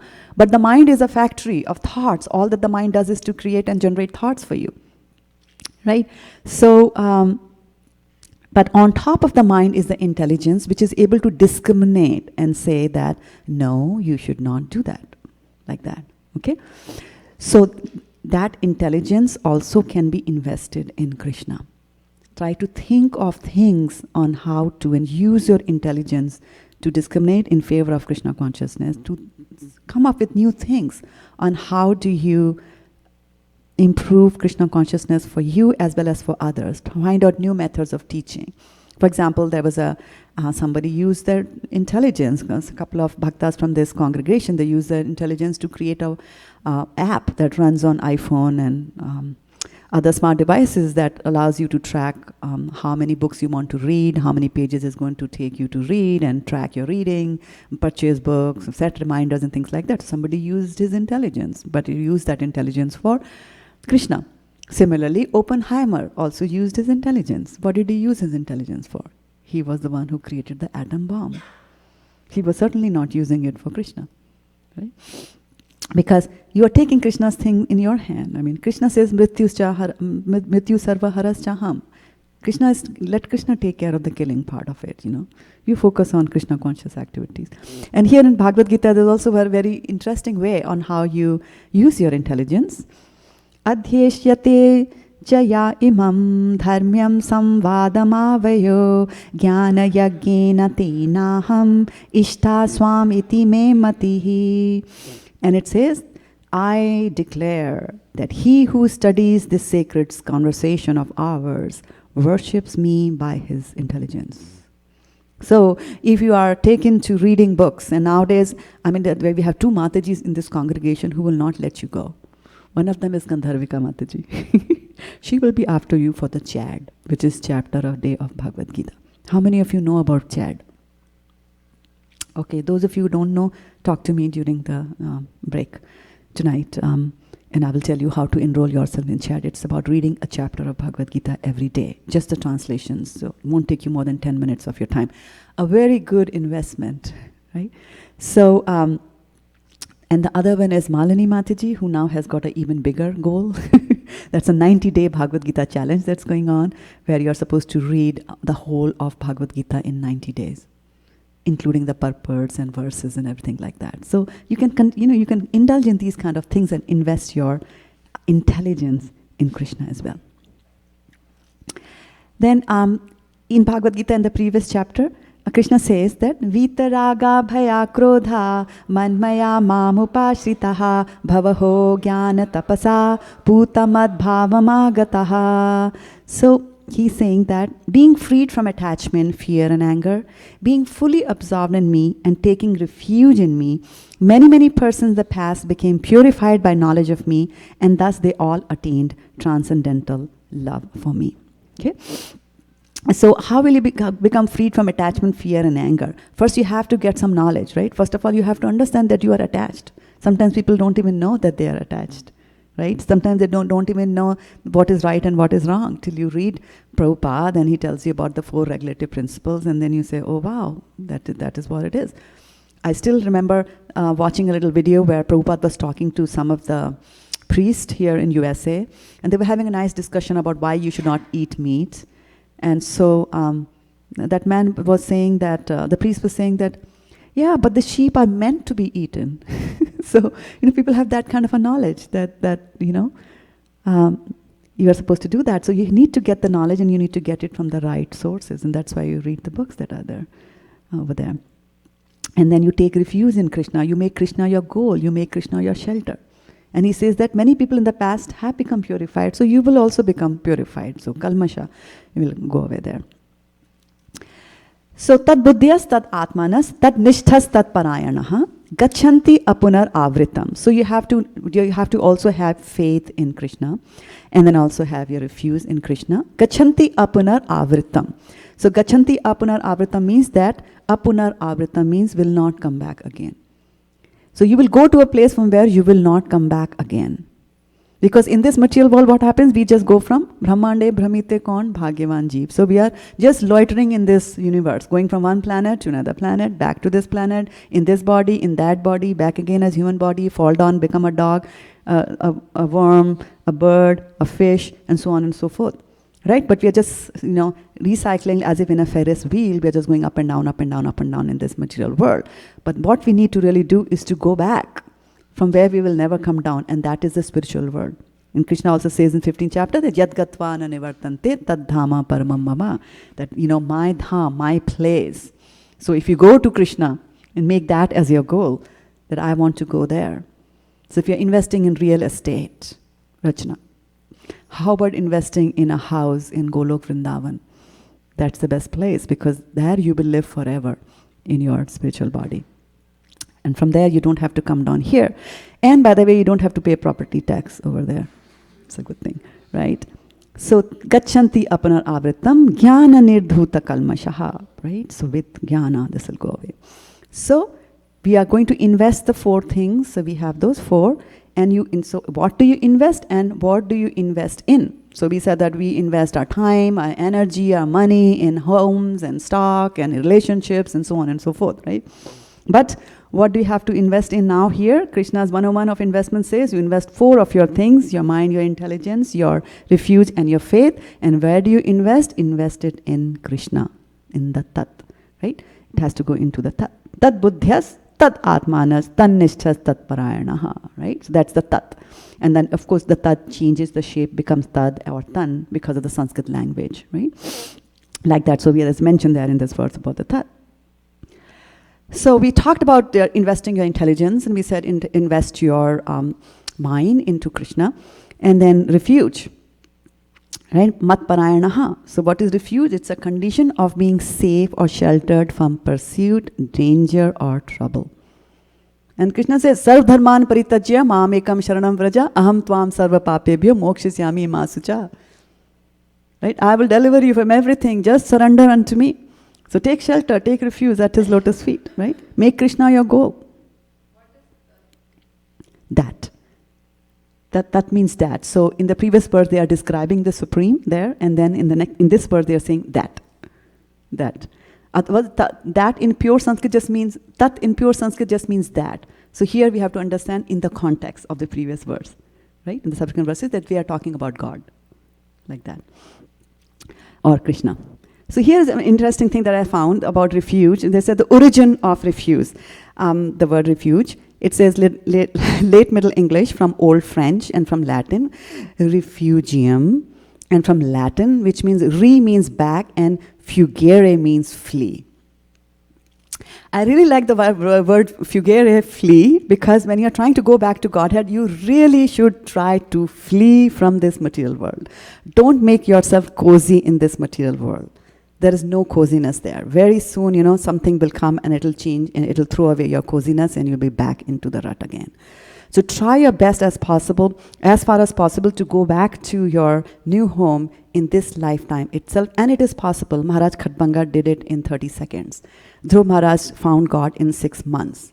So you can do that. If you invest your mind and you invest your intelligence in Krishna, it is possible. And the good news is that the rules are very much relaxed in Kali Yuga. You don't have to meditate, you don't have to do yajnas, you don't even have to go to the temple, although it's a very good thing to do. But as long as you are just doing the chanting of the Hare Krishna, Krishna Krishna, Hare Hare, Hare Rama, Rama Rama, Hare Hare, it'll help you flee from this material world and go back to Godhead.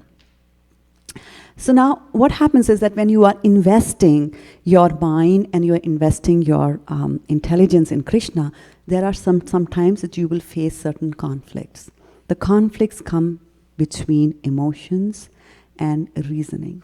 Okay? So emotions, they come from the mind, right? They come from the level of the mind. And reasoning comes from the level of intelligence. Okay?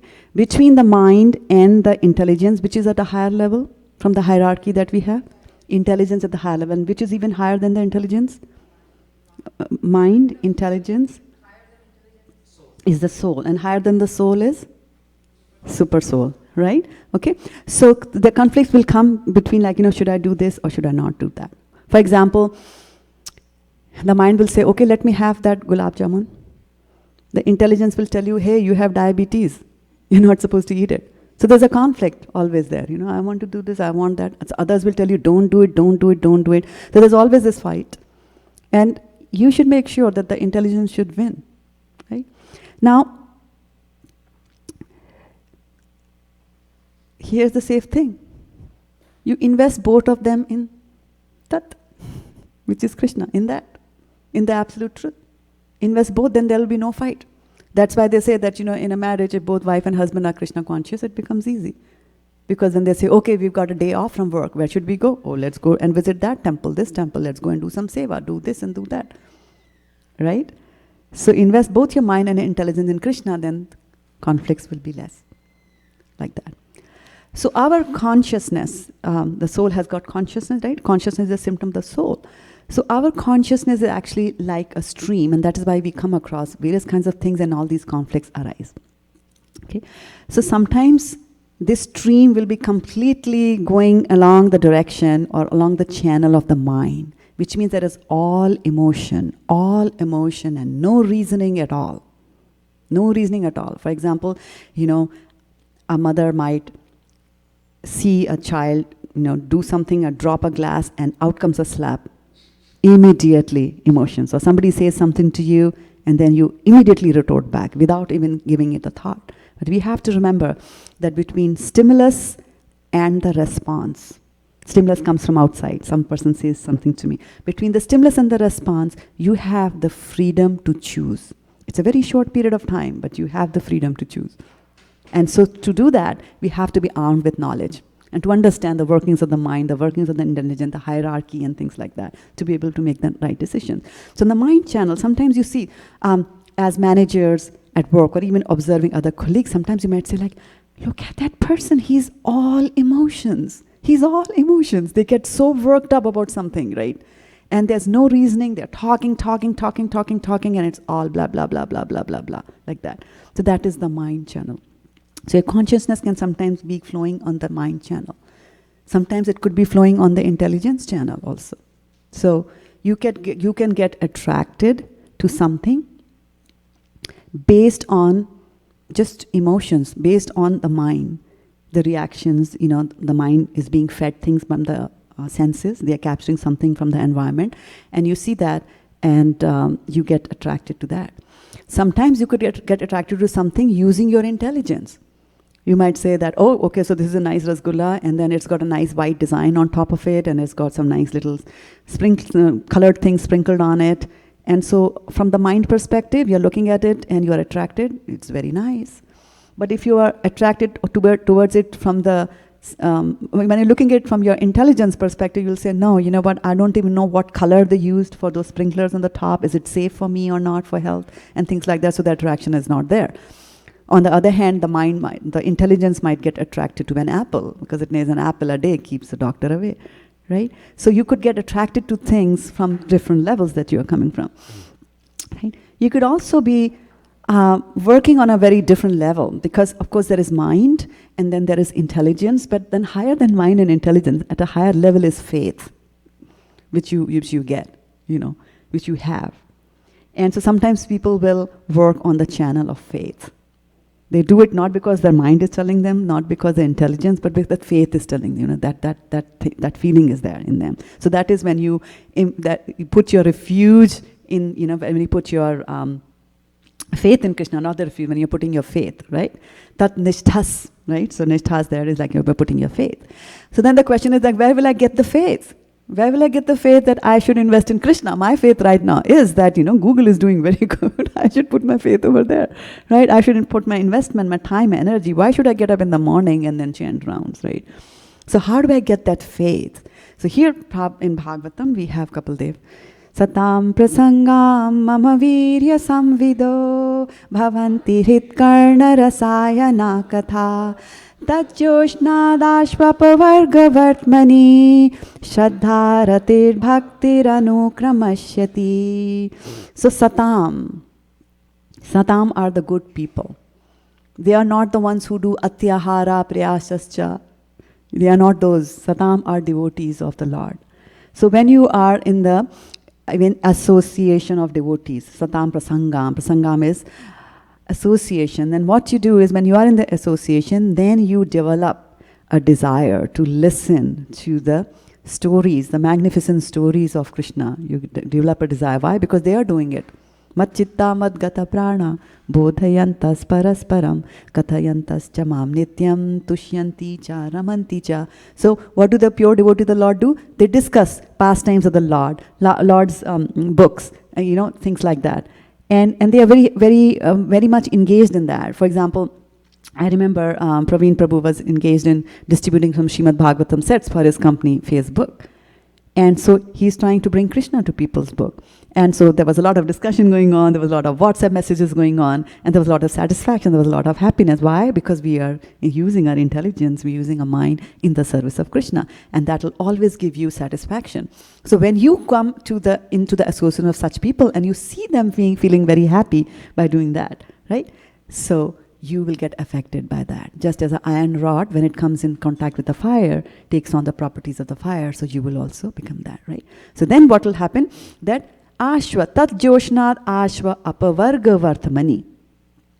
So then what will happen is that once you cultivate this desire to listen to Krishna Katha, then very soon, ashva, you will turn towards the path of apavarga. Pavarga is when you are attached to material things, and apavarga is opposite of that, when you get attached to non-material or spiritual activities and spiritual things.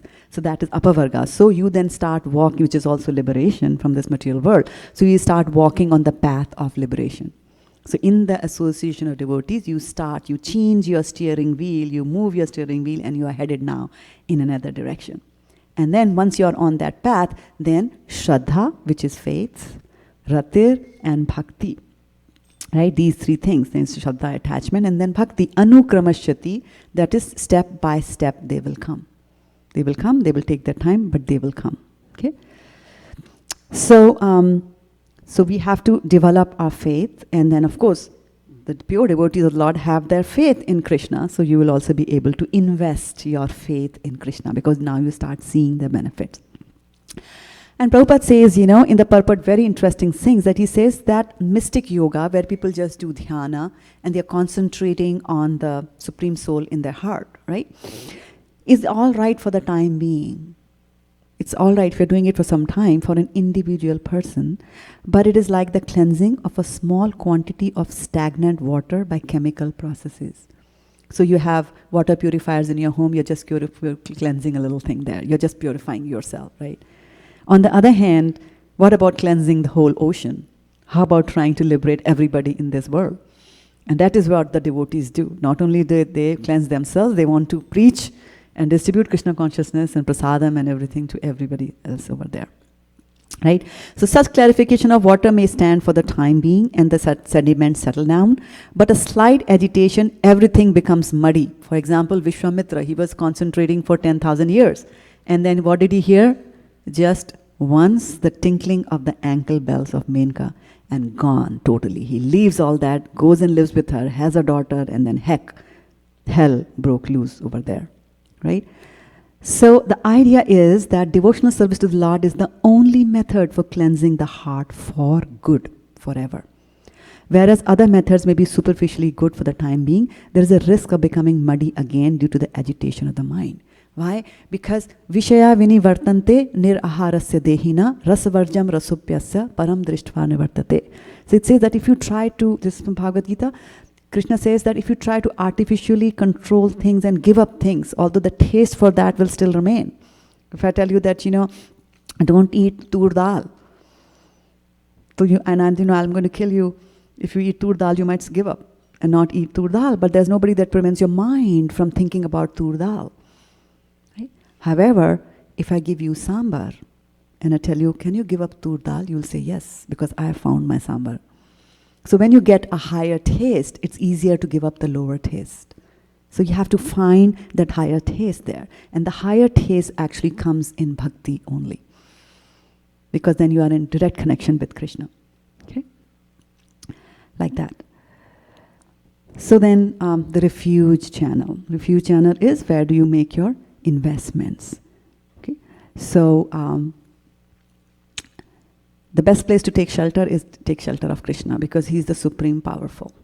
Now I remember from my childhood that I had two siblings who were older than I, and one was 4 and one was 5 years older than myself. And it's okay, like now if I say that I'm 60 and so my elder sister is 64, my brother is 65, it's fine, you all are in the 60s, right? But if you are a 4-year-old and you have a sister who's 9 and a brother who's 10, the equation is slightly different there, right? So they would beat me and I could not beat them back. And so I would wait till my father came back from office. And then, I would just go and, give them a punch and then run and go and sit in the lap of my father. And I knew that they could not come there. So taking refuge of your Almighty Father, taking refuge of Krishna is the best thing that you can do. Go there because nobody can harm you over there. Vyasdev, who wrote the Srimad Bhagavatam, when he was meditating before he wrote that, he saw Krishna in his heart. And then he also saw Maya. And it says in Srimad Bhagavatam that Maya was in complete control, which basically means that if you take to Krishna consciousness, then all your material miseries also get mitigated. Krishna takes care of that. So you invest on one and only one thing. There is no diversification of funds, my dear. You can't invest a little here, a little there, a little there. We invest in only one and only. Our portfolio has got only one thing, Krishna, and we just surrender to him and tell him, Krishna, you manage my portfolio for me. No more brokers out there, right? The problem with us is that we take refuge of our desires and we take refuge of our capabilities. But we do not know, ahankara vimodatma kartaham iti manyate. Right? We are thinking of the I-ness. I am the doer. I am not the doer. I don't do anything. I can't even do anything. I don't even know how the food gets digested. In my body, I have no say in it. Right? Like that. So Krishna Bhakta Nishkama Ateva Shanta Bhukti Mukti Siddhi Kami Shakali Ashanta. So when you are, Hare Krishna, so when you are, running after things, you want bhukti, you want to enjoy, you want mukti, you want liberation, siddhi, you want some mystic perfections, or you have just desires. Then sakali ashanta, you'll always be ashant, you'll be running after these things. But Krishna Bhakta, he's nishkama, he does his work, doesn't look after the results, he's surrendered to Krishna, ateva, and therefore he is shant, therefore he's peaceful, right? Now, after investing in the stocks, I know that we are never peaceful, right? We are watching that again and again. Oh my God, what happened? Mark Hurd died. So do you think the Oracle stock is going to go down? And do you think that Trump is going to attack China? What's going to happen? Do you think that the weapon company, the Lockheed Martin, will go up? Like constantly we're thinking about that, right? There's no shanti there at all. And then later on in the same chapter, Krishna will say, Yahi samsparsha jabhoga dukkha yonaya evate adiyantavanta kanteya nateshu ramate buddhaha. And so what it says is that an intelligent person does not take part in the sources of misery. If somebody is going to give you misery, why do you associate with that, right? And these are due to contact with the material senses. O son of Kunti, such pleasures have a beginning and an end, so the wise man does not delight in them. This material world has a beginning, has got an end, right? So if you're wise, then you will not go there. We want return on our investments, right? And by the way, I wanted all of you to welcome Sundarananda Prabhu. That slide on mind and how it operates came from him. I'm eternally grateful for him to showing me my mind.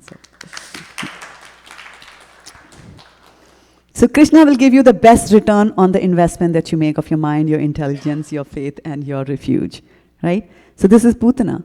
What did Putana invest? Very little, right? He just nursed him for a little while. Even with the bad intentions, but he nursed him. And what did Krishna say? Oh, you try to nurse me? I consider that you are a mother.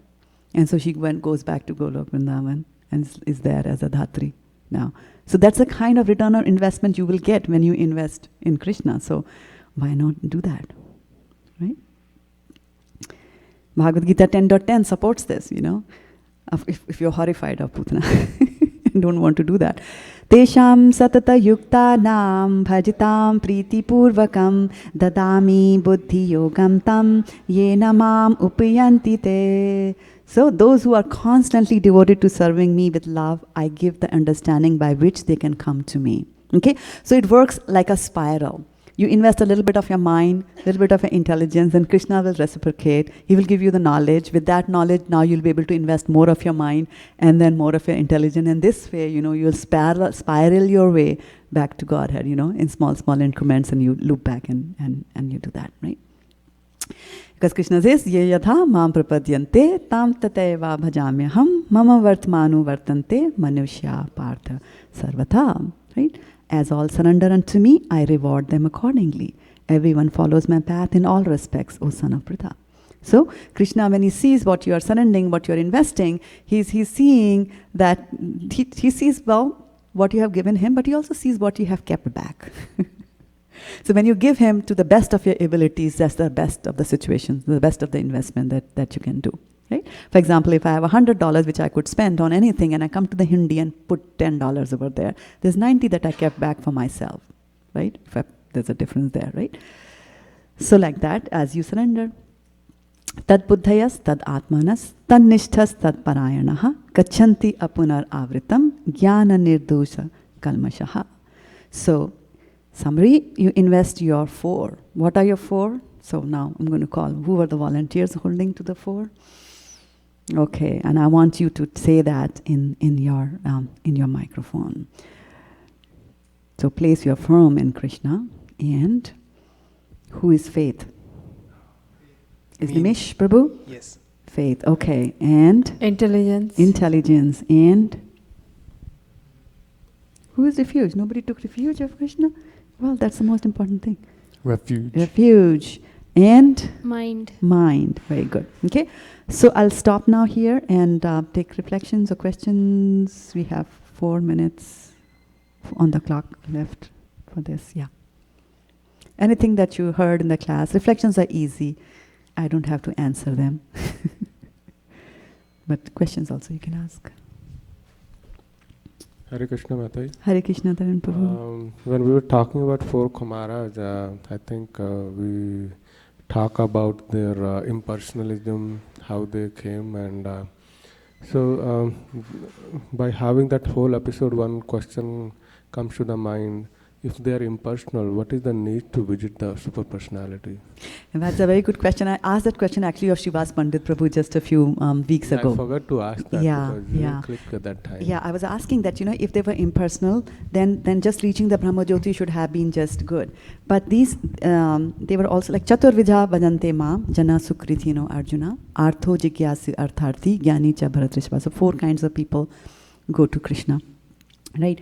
So Gyani, Artho, Jigyasu, Artho and Artharthi, we understand. Those who are distressed, those who want some money or some economic gains, they come from. Then Gyani, Jigyasu and Gyani. Gyani, they know there is God, so they are now trying to find who is God. And then there is a Jigyasu. So these 4 Kumaras was also, they had a streak of Jigyasu in them. They had some vague idea also that, there could be something else there beyond this Brahmajyoti, so they traveled further. So yeah, I just came to know about it a week or so ago. I asked Shivas Pandit Prabhu this question there, yeah. So they went there, but look at that jigyasa about the Supreme took them and made them into devotees. Yeah, Kotakarna Prabhu. I like that, I like so many things, but I like that point where Vishwamitra is compared to, there's an example given of Vishwamitra, that mystic yoga process is just a cleanses a part of the whole water. It doesn't cleanses the whole consciousness. So we need to have association of devotees for the complete. Exactly, yeah. And there are so many instances in the Srimad Bhagavatam about fall down of people. I mean, there is Jar Bharata is there, yeah, he was also there, he falls down. And then from the meditation, there's also this Shaubari Muni who is meditating. He's meditating under the sea. He's underwater, thousands of feet below the water. And then he just sees 2 fishes, and then he comes out and he wants to get married. And not only to 1 person, 2 person, 3 person, 4 person, he gets 50 wives. And then of course he, I don't know, but towards the end he gets disillusioned. And which is again, which goes back to what Sundaranand Prabhu was telling us, that mind imagines pleasure. He imagined that 1 wife is pleasure, 50 wives is 50 times the pleasure. But somewhere the math went wrong, right? And then he gives up all that, like that. So there are many instances of people just fall down when they're just trying to meditate on it. Yeah. Anything else? We have 1 more minute.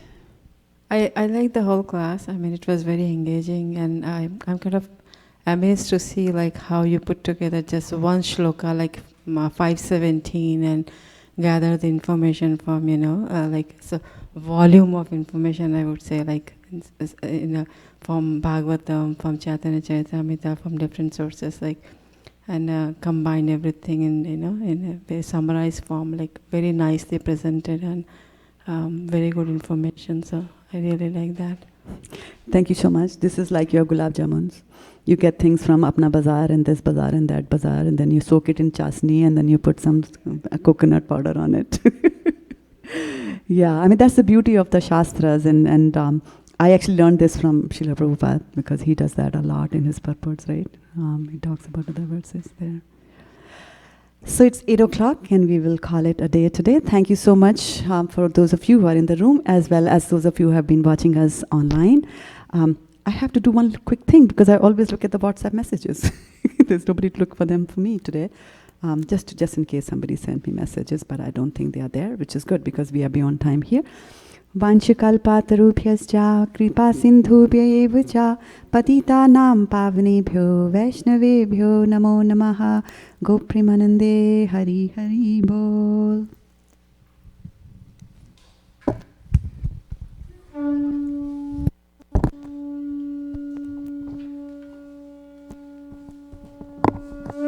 श्रद्धा माता जी की जय, श्रीला प्रभुपाद की जय.